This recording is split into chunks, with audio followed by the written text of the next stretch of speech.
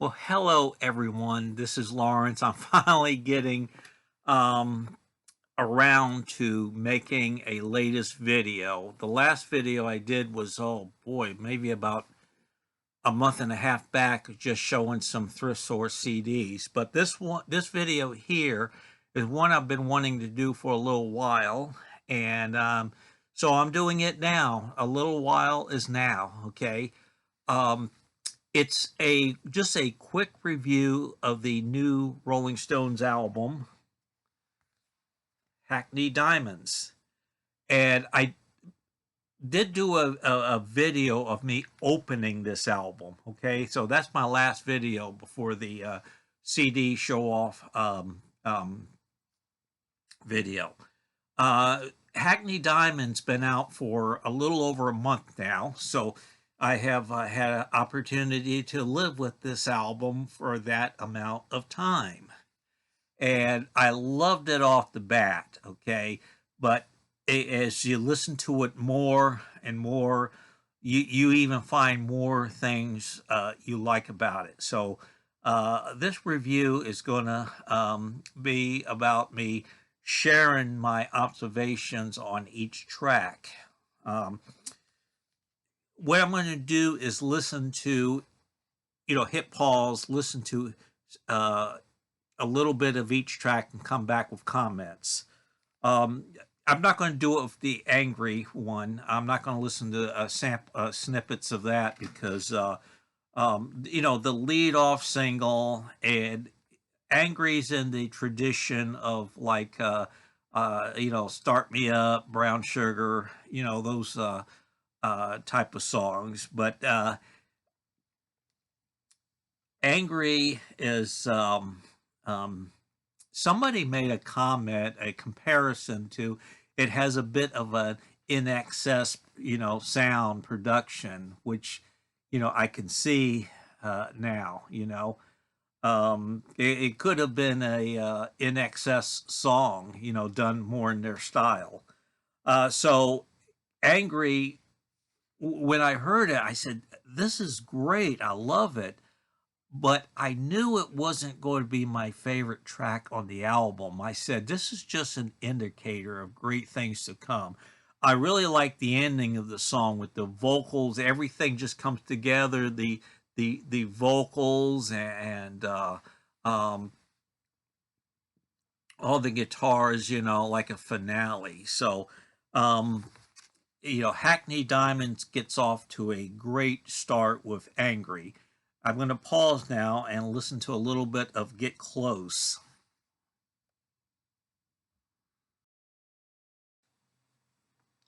Okay, the second song, side one, Get Close to You, Get Close. Um, it starts off with, Steve Jordan on the drums, very similar to the beginning of how the track on Tattoo You, the track Slave starts, okay? And you hear those drums, you think they're going to play Slave, but as and then the guitars come in and it gets into a Can You Hear Me Knocking groove, although it doesn't go as jazzy as that track, but there is the uh, Bobby Keys moments with the saxophone. And it just, sticks to that groove, great guitar work and all that. So I like this track a lot. So we're off to a great start here. So I get to pause and listen to Depending on You. Okay, third song, Depending on You, which is the first track that's one of my favorites, there's not a bad song on the album, but if I had to pick, three or four of the highlights, this would definitely be one of those. And it starts off, it has a very much a goat head soup, the track Winter feel to it at the beginning. And it's a slow build, kind of mid-tempo, slow song, slower ballad that builds up with a lot of instruments, Great guitar work, and it just builds and builds and builds. And Mick is sounding great, the band sounding great, and very emotional driven track. Um, you really get the feeling that they feel it. Okay, so uh, third track, depending on you, is my first highlight track. If I was to pick about three or four highlights, the next one is "Bite My Head Off," and we're gonna pause. I'm gonna listen to a little bit of that, and I'll come back. Okay, "Bite My Head Off." Wow, that is a song that got a lot of attention because the guest appearance by Sir Paul McCartney, and boy, they whip up a storm here. This is definitely like a some girls track. This song would have fit comfortably on that album. Um, like when the whip comes down, a uh, respectful, and so that would have matched right on there. And Paul, boy, that buzzsaw solo bass with the distortion, whatever they did to give it that buzz sound to it is great. And I just kind of wish Mix had at the beginning, except not at the end of, hey Paul, give us some bass. And I wish that had been just a tad bit longer, maybe like 3 or 5 more seconds, and then when that ends, the Keith and Ron's guitars just cringe it, okay, and mix great on the vocals, and I would say this is a highlight for me on the album. Okay, Whole Wide World. I'm gonna listen to now and come back with my comments. Okay, another super track.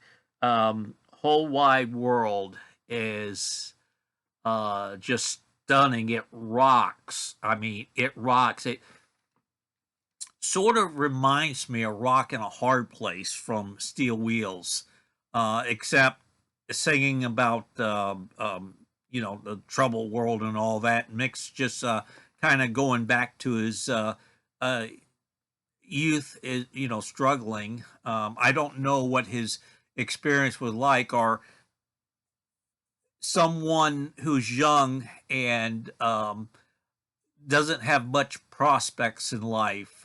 So like the Sex Pistols, forgot the title of that song, something in the UK. Okay, England's dreamland.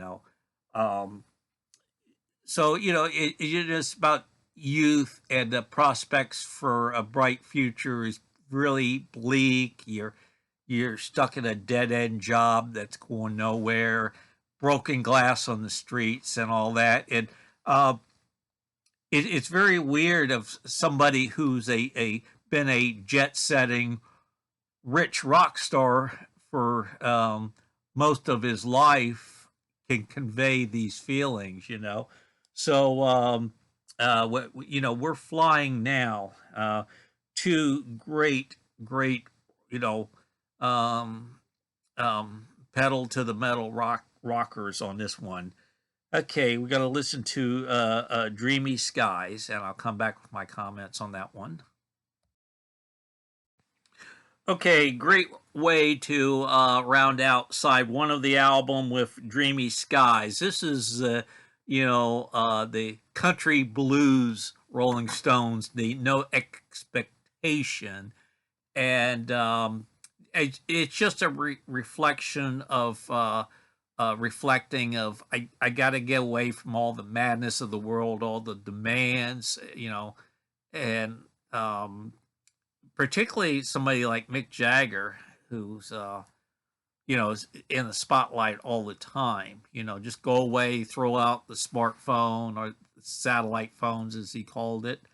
And Ron Wood delivers great steel guitar toward the end of the song that really keeps it going. And Mick's like, love it when Mick does his British country voice. I and I'm glad to see it on this song on the album. So I did a just a quick review of each song on side one, and we're going to continue on side two. So I'm going to listen to samples of "Mess It Up," and I'll come back with comments. Okay, "Mess It Up" opens side two, and Charlie is on this track. He did the drums, I think, in 2019 when they recorded it, and I don't know how much work it was. Additional work was done to the track, but Charlie Watts, always loved his drumming. I'm so glad that. Very sad of his passing. This is a great loss, but I'm glad that there's two tracks where he's on the album, and I knew it would be because they started working on this album some years back. Mess It Up, it was at first my least favorite track, but I really grown to love it. I guess it was just too poppy or too serviceable. Let's get a single out, but I really like it. It would have sounded in place on Emotional Rescue album, and the Stones really know how, even in this later day, how to record really catchy music. So we're gonna listen to "Live by the Sword." "Live by the Sword" kicks ass. I mean, it is it's only rock and roll, but I like it song of its time. That's what I'm hearing. That's what I'm hearing. Also, what's great is we have Bill Wyman back along with Charlie Watts. So almost the full original band, okay? It also, Elton John, that's my only complaint about this album. Elton plays piano on Get Close, which you can't hear him. His piano playing is so far back into the mix, and it's a little bit better on this one. I can, hear it in places, and it's not so much.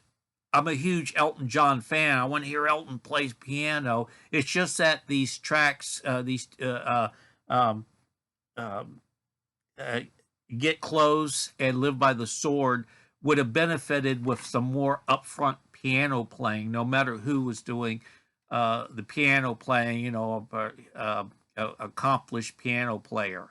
Um, but Live by the Sword is just killer, and Mick is using his it's only rock and roll voice and the guitars and everything. I just love it. I just love it. Okay, what's next? Tell me. Whoa, I'm getting old here. Okay, what's uh, Driving Me Too Hard? I'm not going to listen to this one and come back. I'm just going to say off the bat, it's um, it's a great song. But if I had to rank the songs in order, as far as I liking them, uh, it would probably be at the bottom. Not that I don't like the song. It's just there's just so much other stuff I like on this album. This, back in the old days, it would have been if they selected a song to be a B side for a single. This is what I would have selected, but it's a good song. It keeps my interest, and I like it a lot. It's just ranks a lower in my ranking of all these songs. Okay, the next one, uh, "Tell Me Straight," is a Keith Richard lead vocal song. I think this is one of his best, um, um, um, vocal, the track where he's doing the main vocals. Okay, uh, it, it's just great. I'm going to listen to a snippet and get back. Okay, tell me straight. It starts off very ominous. Something's troubling happen, or feelings that are the kind of disturbing. And um, I think the Keith's vocals are great. From what I heard, he's given up smoking, and that may have helped with his vocals. I always like the one or two songs on Stone's album where Keith does the lead vocals, and great guitar toward the end. So I really like this track a lot. Um, Sweet Sounds of Heaven. I don't need to go back and listen to that. Um, it's a grandiose Stone song. It will go down as a classic. It's like You Can't Always Get What You Want, or Salt of the Earth. It's that type of song with the build up, the brassy horns, and the Lady Gaga doing providing backing vocals, and I just love, as we get in 5 minutes, the song seems like it's coming to the end. Then they pick it up back up again and bring it to a climax. That is just grand. And you could kind of consider this the closing of the album, but it's really not. They've Rolling Stone Blues seemed more like a tack on, but a great one at that. Uh, just Mick and Keith going back to a song of how they got their names, and the Rolling Stones, and going back what they were inspired by, American blues, Muddy Waters, Howling Wolf, all those great, great performers. Okay. Um, Conclusion. This is a great later day Stones album. And let me just say this. I hate looking at reviews on YouTube and people say, "Oh, this is the best album since Tattoo You," or Some Girls. I think this every Stone album um, in the late '80s into the '90s, up to A Bigger Bang. Each of those albums, Voodoo Lounge, Steel Wheels, Bridges to Babylon, and A Bigger Bang. People need to go back and listen to those albums. Okay, um, they are really, really worthy albums to listen to, rediscover. As for this new release, um, it's sort of like a modern day version of a classic Stones album. Okay, um, those classic albums, particularly the Beggar's Banquet through Exile, were created from guys, in their later 20s, going into their 30s. Now the Stones members are pushing into their 80s, and who would have ever thought when I was a teenager one day my favorite rock band would be guys, going into their 80s. Just unbelievable. But boy, the energy is there. They're still writing great songs, and the albums I mentioned, the Steel Wheels up through A Bigger Bang, they were pretty long albums. I could understand why people would, tire out. So I think it was a great idea to keep this, 46, 48 minutes, whatever length it is in that range. Just like the old days before CDs, where you can only get like 40 up, I think up to 48 minutes of music. So in this case, less is better.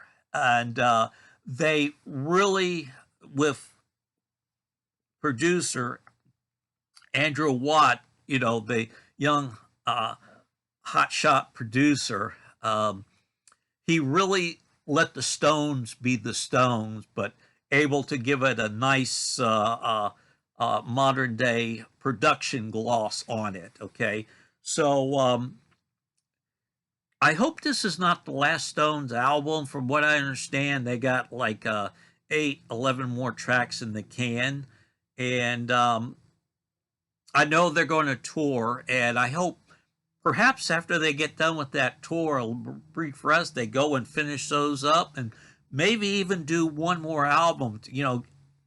Hackney Diamonds, and maybe two more albums, and just create a later day a classic version of the Stones, and that would be a really cool way to end it all. But if this is the last album, boy, they're going out something to be proud of. Their heads hold up high, and the Stones not only wrote the book on longevity of a rock band, but they also wrote it being creative, just not being an oldies act who's still out there touring, but best created days are over.